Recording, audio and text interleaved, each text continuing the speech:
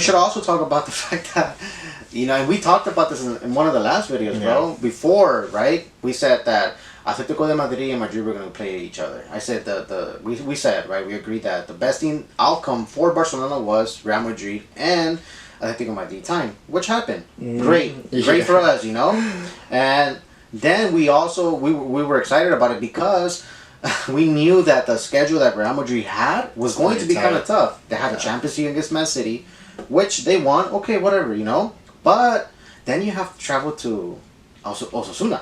That stadium is not. Barca lost there. Yeah, I know.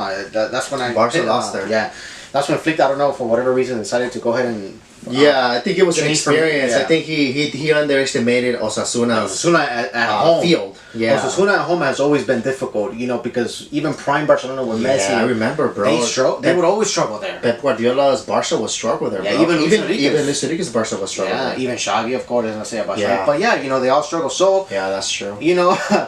Point is, we were happy because the schedule that Real Madrid had was pretty tight, and it was beneficial for us because we knew that there was going to be points dropped along the way, and the fact that Real Madrid dropped points again this weekend, for us is great. I mean, this is like a wish for Barcelona fans come true, bro. Yeah. You have both Real Madrid and Atletico Madrid both tied up, losing points two matches in a row via tie. Yeah. So they lost together, Real Madrid and Atletico Madrid. They lost 4 points in 2 matches. Yeah, I think, bro. I think Real Madrid had chances, bro. I think Mbappe, he blew a couple of those chances, dude. And even Vinicius Junior too, bro. Sometimes he could do an extra step or an extra move inside the box, And then with Mbappe, bro, he was 1-on-1, bro. He was running free 1-on-1. I don't know what happened where he decided to kind of cut. And I think he was trying to bang it into the other corner, or I think he was either debating to bang it into the other corner or pass it. But then the defender came and took it away from him from the back. A player that has the quality that Mbappe has, right in front of a goalkeeper 1-on-1, he should have scored that, bro. You know what? He should have banged that in. The thing about Mbappe, bro, and like I told you too, is that I kind of feel for him in a way because. You kind of have to respect certain players, right? Mm-hmm. And I'm not going to come and tell you that Mbappe is like this, oh my God, player, But technically speaking, I also feel that he chose wrong. He chose wrong going to Real Madrid. I think he went to Real Madrid at a bad timing. I think, it's because Real Madrid needed a number 9. Solid number 9. Which is Haaland. We always say that in our opinion, Real Madrid needed a Haaland. I would have even seen Harry Kane going to Real Madrid, bro. That's true, Harry Kane, yeah. I don't know why, instead of, Bayern Munich persuading Kane to go into Bayern Munich, for example, I don't know why maybe Real Madrid didn't just focus on getting a 9. And you know what? For us, it's better because, like I said, we want them to go ahead and drop as much point as they can. For us, it's better. But, I also think that Mbappe, bro, I think it would have suited him or it would have been good for him to go to Real Madrid when Benzema was there. I agree with you. Because Benzema, bro, was a solid 9. Benzema was French. Benzema is not a selfish player. No. Well, I think the last season he had to because he knew he was the guy. He was the guy. Yeah. But, he was the one scoring the goals. But what I'm saying is that we've seen Benzema be generous. Abilities and to go ahead and play with all and we've also seen him, bro. We've seen Benzema too before. Even with prime Ronaldo and Gareth Bale, whether if he had a player next to him, he'll give it to the player. I love the fact that Benzema was able to play 1-2. And Benzema was able to connect. So imagine if Mbappe would have been on that wing.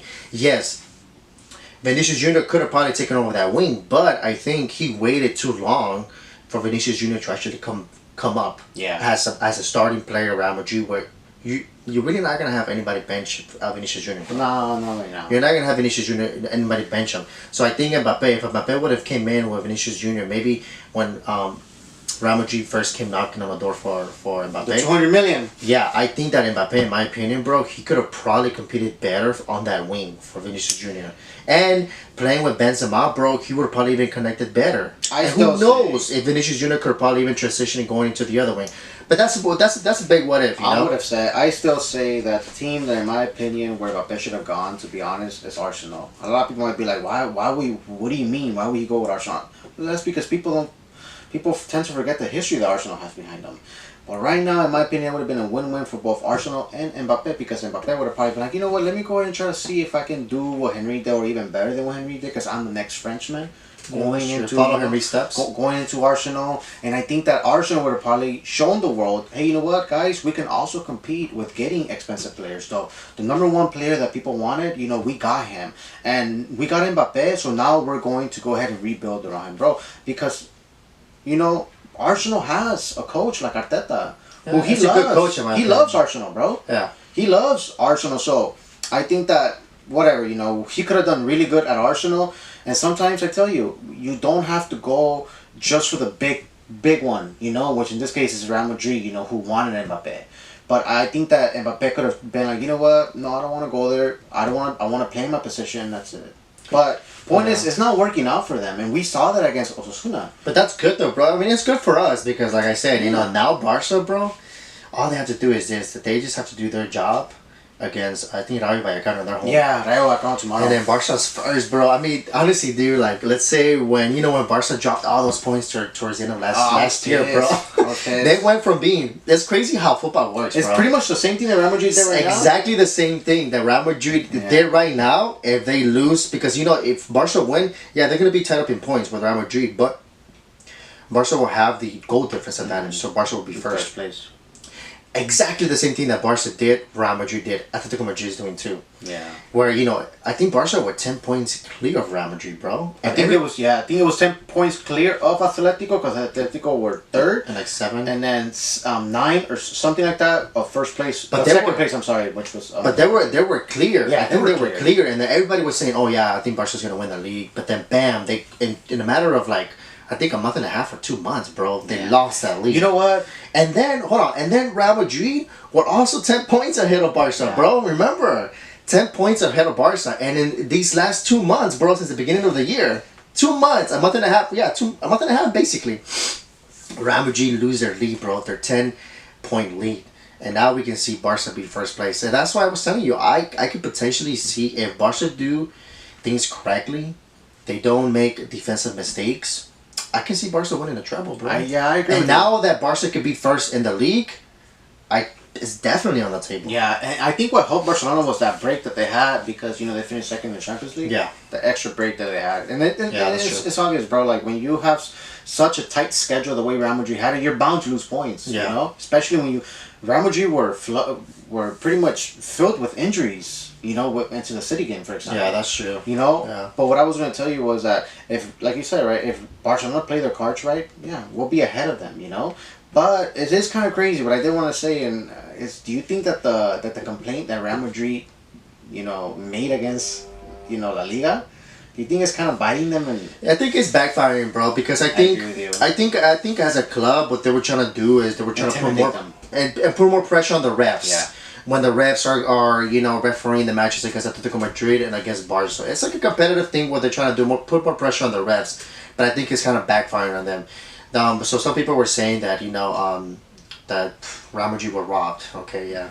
But I will be honest with you, bro. I think that if you see that, I think it was a penalty, because the player slid, and you know what, Vinicius. Oh, you mean the one against Camavinga? No. Or against Vinicius Junior. Because there was another one against Camavinga that they were saying it was a penalty. Vinicius Junior. He was running in a line, but he was running, and then he cut back, and when he cut back, he broke the player's ankles.